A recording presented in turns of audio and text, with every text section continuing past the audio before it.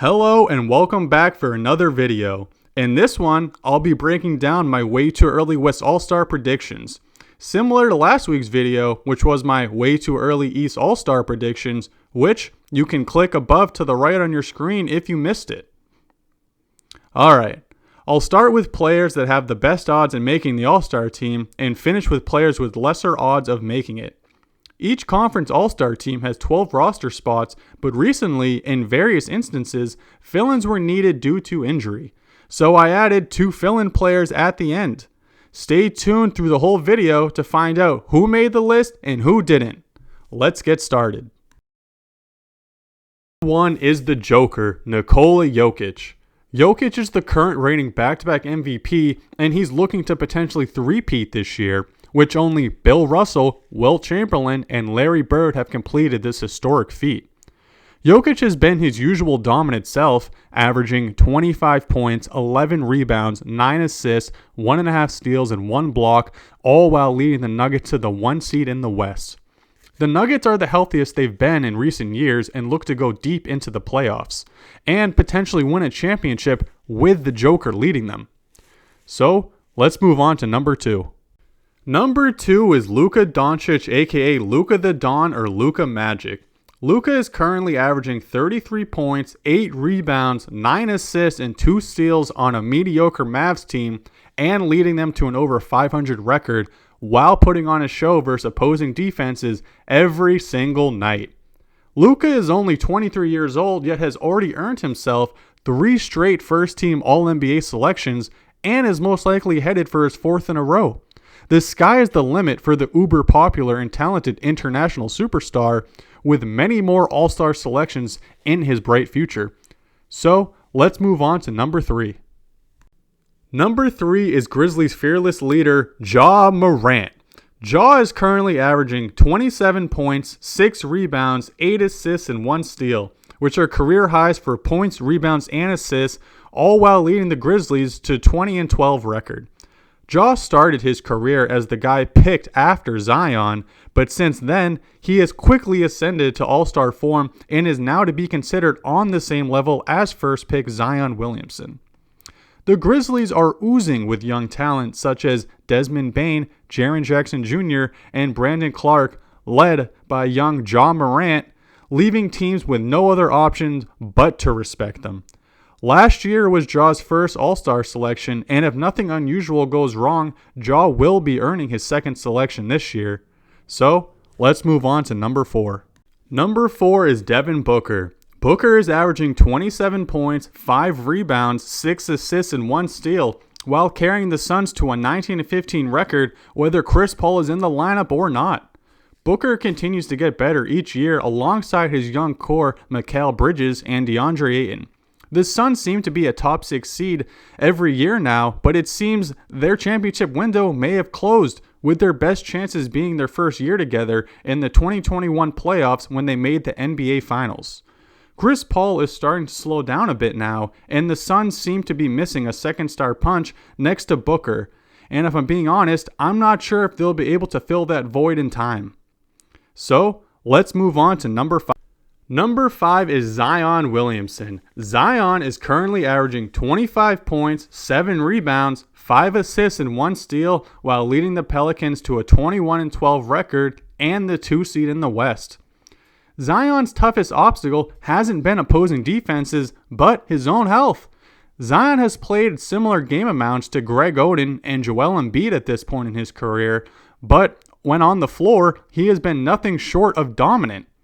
Zion is a 60% career shooter while being a 25-plus point per game scorer his last 2 healthy years, which has only been done in NBA history by Kevin McHale in 1987, Zion in 2021, Jokic this year, and Zion this year. Not much else needs to be said, so let's move on to number 6. Number 6 is Paul George, aka PG-13.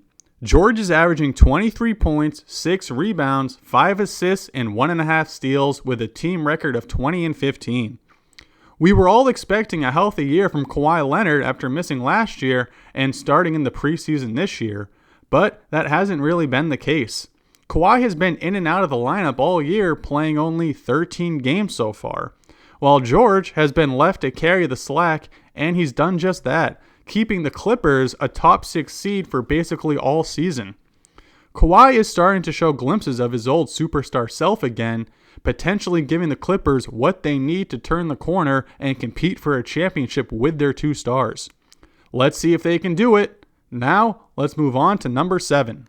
Number 7 is Shai Gilgeous-Alexander. Shai has been playing at an MVP level for the Thunder all year, averaging a career-high 32 points, 5 rebounds, 6 assists, 2 steals, and 1 block, while only missing 3 of the team's 33 games. Shai has gone better each year in the league and doesn't look to be slowing down anytime soon. If you watch Shai play, you'll notice he's virtually unstoppable on offense between his mid-range game, ability to drive and finish on either side of the hoop while shooting a blistering 92% from the free throw line, and able to knock down threes, all while being a complete menace on defense with 2 steals and 1 block a game. Charles Barkley has stated that Shai deserves to be a starter for the West All-Star team, and we'll see if that comes to fruition. So, let's move on to number 8. Number 8 is Steph Curry. Curry is currently averaging 30 points, 6 rebounds, 7 assists, and 1 steal with a team record of 17 and 18. Curry is in the midst of debatably the best year of his career, but the same can't be said for the rest of the reigning champs Golden State Warriors roster. The Warriors haven't sniffed a top 6 seed in the West all year, and to make matters worse, Curry has been out with a shoulder injury, leaving a giant hole to be filled on the Golden State roster. Curry is supposed to be back in a week or 2, so hopefully he can get the team firmly in a play-in spot and carry the Warriors to the playoffs this year and do some damage in the postseason. Now, let's move on to number 9. Number 9 is LeBron James, aka The King. LeBron is 38 and having a typical LeBron year, averaging 28, 8, and 7, and 1. The Lakers are having another lackluster year with the big 3 of LeBron, Anthony Davis, and Russell Westbrook, even though the Lakers are supposed to be competing for a championship. But instead, they've been competing for a playoff spot. It seems AD can't play a full season anymore, and Russ has started to not only plateau, but decline.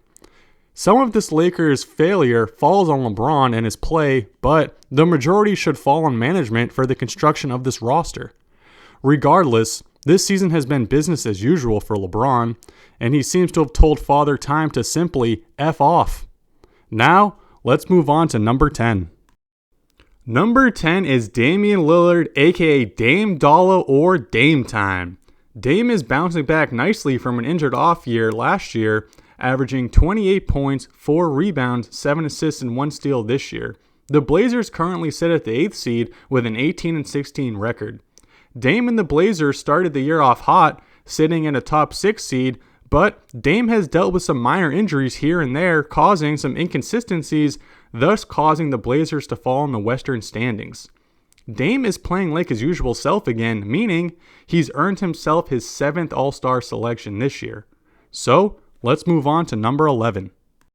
Number 11 is Anthony Edwards, aka Ant-Man.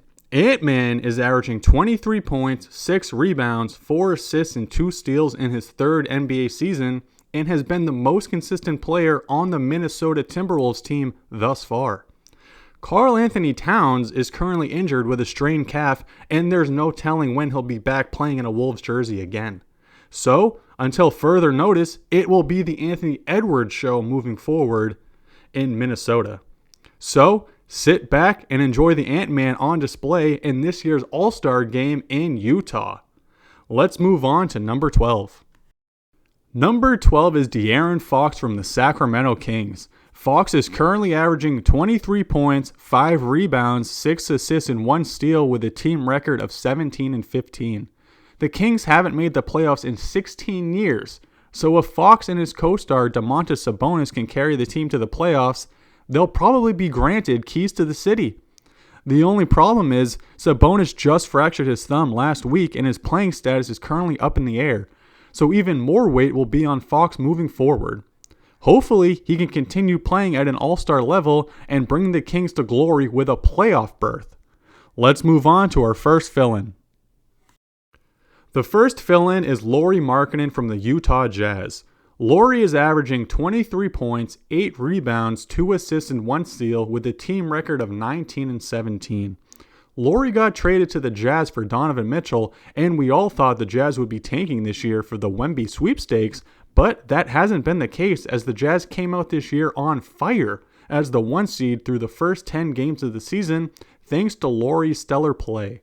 Lauri was beginning to become an afterthought in the NBA after his lackluster season in Cleveland, but this season as the Jazz first option has completely rejuvenated him and his career. If there's an injury, he should be the first name to fill in. Now, let's move on to our second and last fill-in. The second fill-in spot goes to Desmond Bane from the Memphis Grizzlies.